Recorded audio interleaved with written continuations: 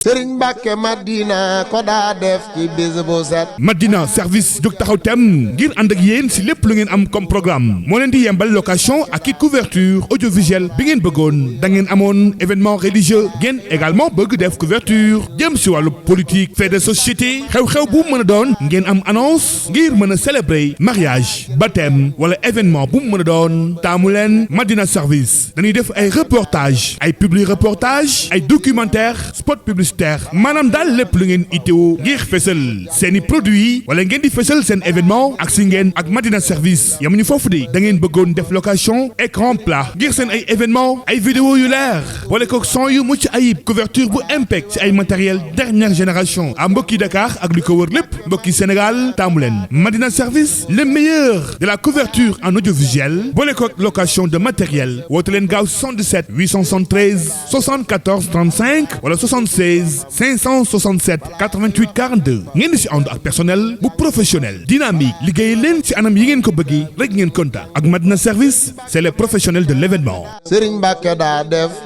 alxuraan muy ubbi waxam balaa xëy wax ak nit faw kaamil.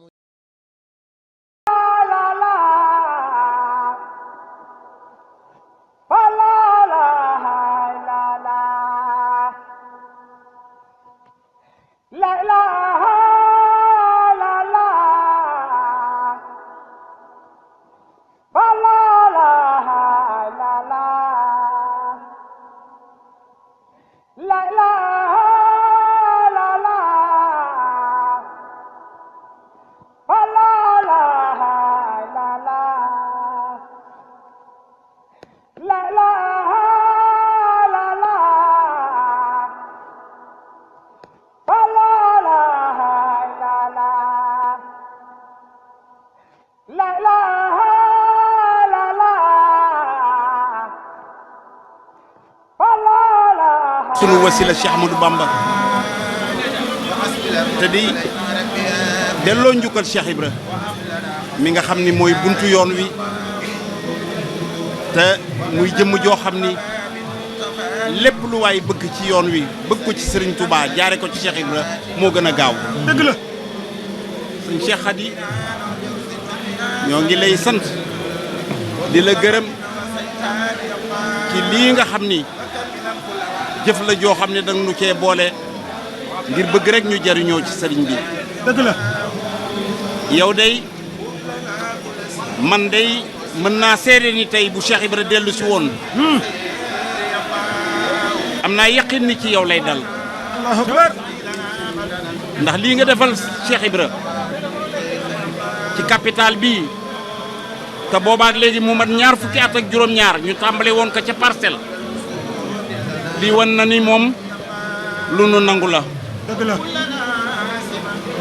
monsieur le ministre sëñ bi ma ñëwee dafa wax ni moom tey kàddoom da koy jox ma dikke jaarale ko ci man nee na tànk yi nga dox ànd ko ak sa directeur de cabinet muy Mamadou Ndiaye ñëw fii. nee na lim la koy fayee daal loolu mi ngi sunu kanam mooy Cheikh Ibra dana nit sa kanam dana yokk sa martaba. amiin amiin dana la dimbali waale itam gouvernement bii ngeen xam ni moom ngeen nekk nee na seen xel dal. amiin nee na bu fekkoonte ni oto la yaay bopp ba di nga remorqué ñëpp bu soobee yàlla ba lépp dana leer. ba fu ngeen bëggee yóbbu réew mi rek ngeen yóbbu ko fa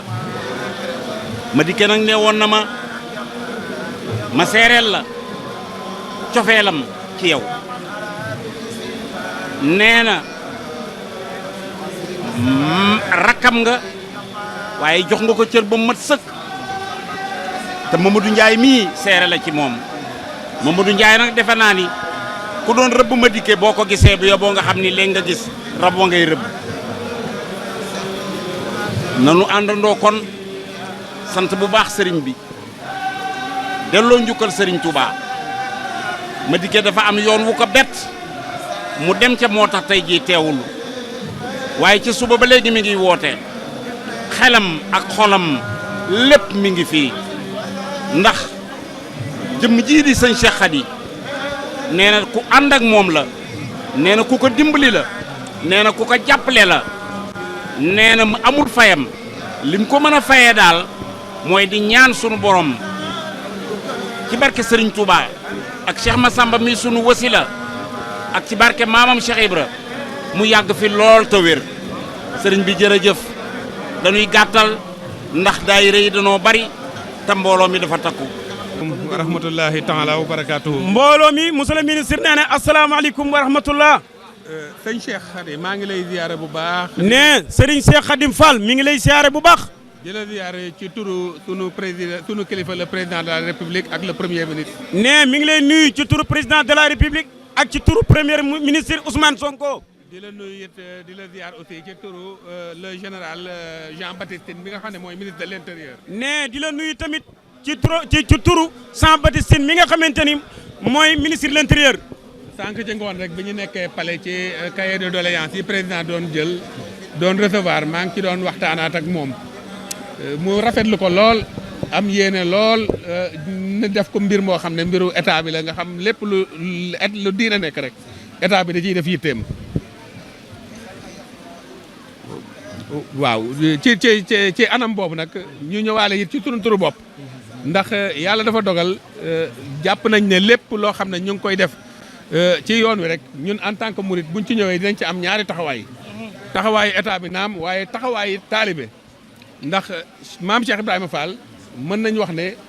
mooy exemple bi nga xam ne képp kuy wax liggéey rek mën nga ko jël ci liggéey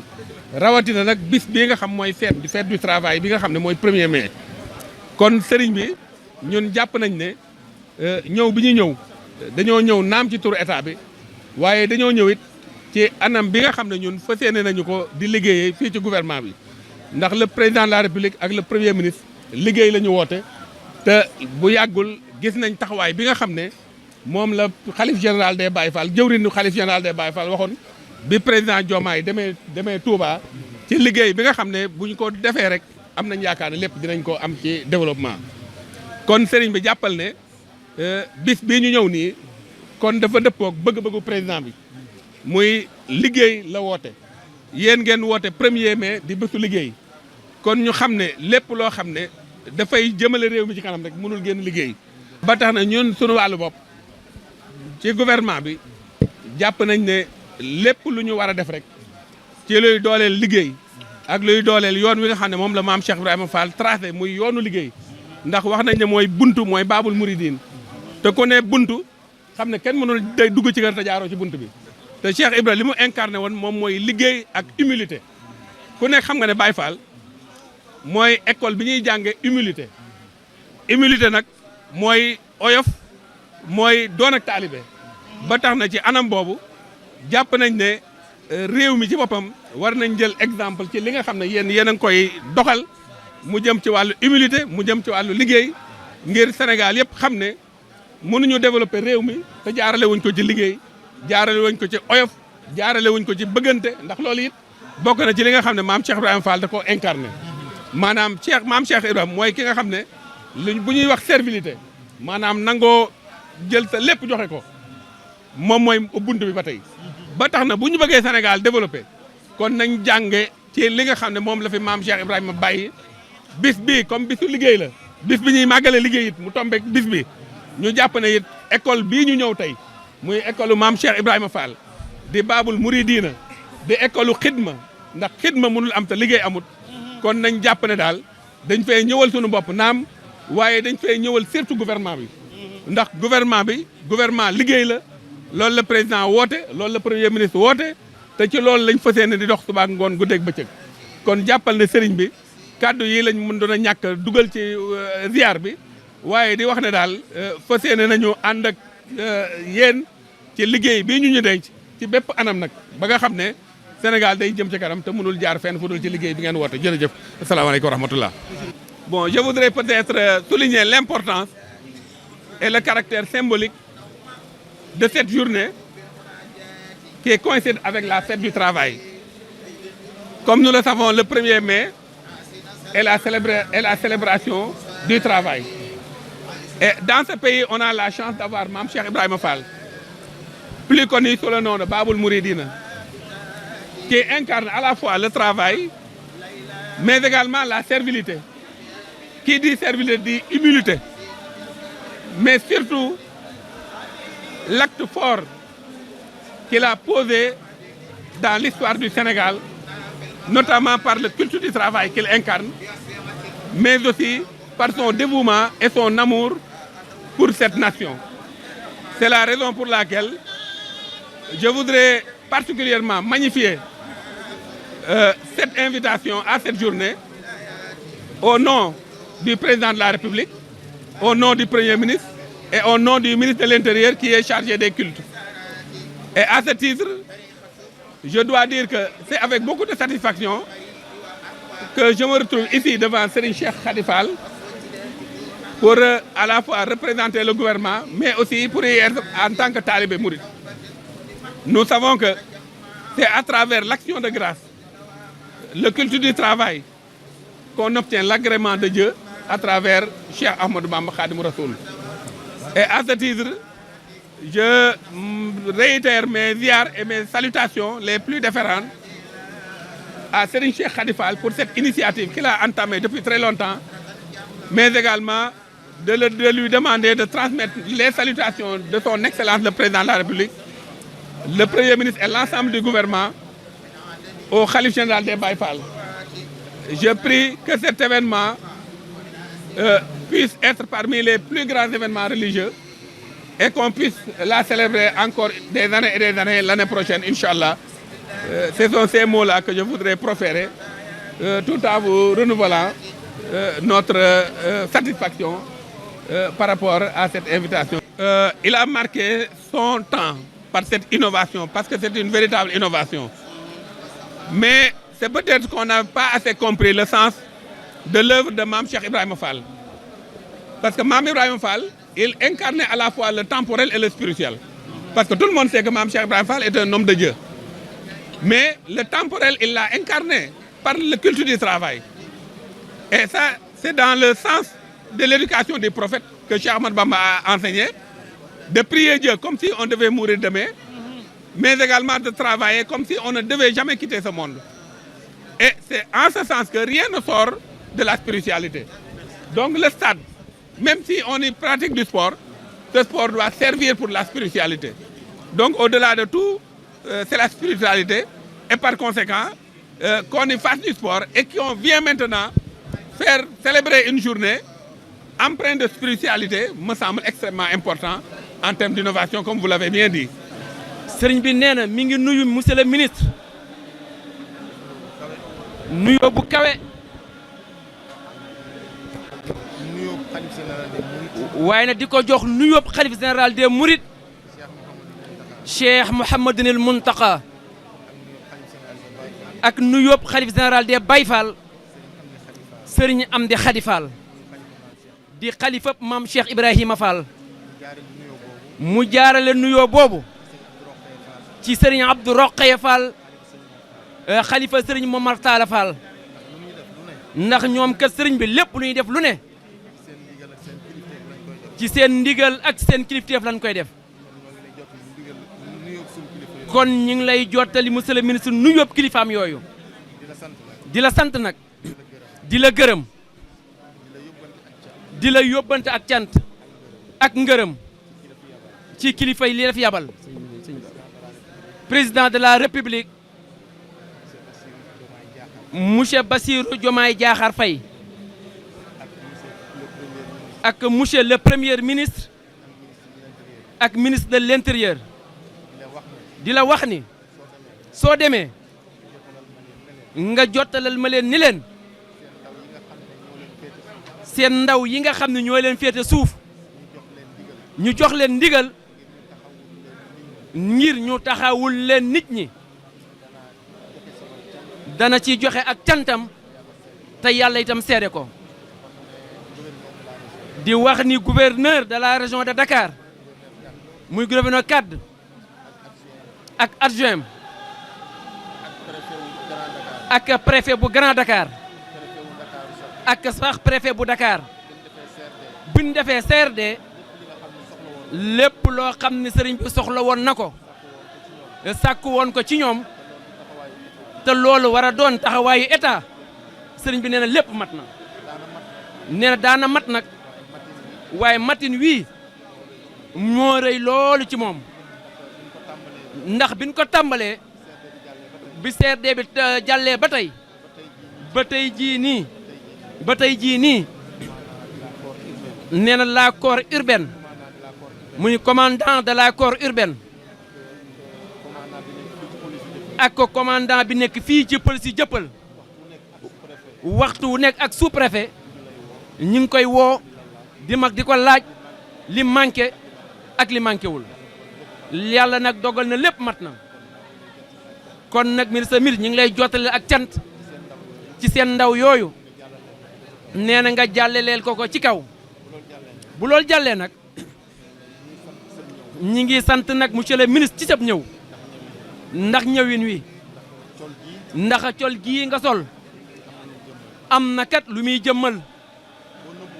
nee na boo nëbbuwul nag wane li nga doon te muy dëgg ci yow loolu day wane dafa am ndimbalu yàlla bu ne ci biir nee na yàlla na sax dàkk ci barkeb Serigne Touba ci barkeb maam Cheikh Ibra nee na nga wax président ni ko yoon wii mu aw ci yërmande ci dimbalee ak xiirtal ndaw ñi ci liggéey nee na loolu kat mooy yoon wi ndax am réew kat sëriñ bi nee na mënta dox lu dul liggéey nee na maam Cheikh Ibrahima Fall nag yoon wi mu tegoon nee na buñ ko wàccul xool ko yàlla mën naa dogal fin jëm danañ fa àgg fa nag ci àggin wu rafet mooy liggéey ak jaamu yàlla nangoo muñ di yaxantu day yaxanal loolu moom la yàlla waxoon loolu la yàlla jox nee na di liggéey di yaxantu di yaxanal la yàlla jox nee na loolu kat mooy yoon wi ndaw ñi ab liggéey rek la ñu bëgg yal na leen yàlla dimbali ci liggéey boobu yéen kat yal na leen yàlla dimbali ba li ngeen bëgg a liggéey ak fi ngeen bëgg a yóbbu réew mi ngeen àggale fa ko bi jaay rasulillahi sallallahu alayhi wa sallam nee na ñëw bi nag rëy na lool ci sëriñ bi rëy na ci ñoom lool nee na seen xol seet na guy yal na leen yàlla àggaleel asalaamualeykum.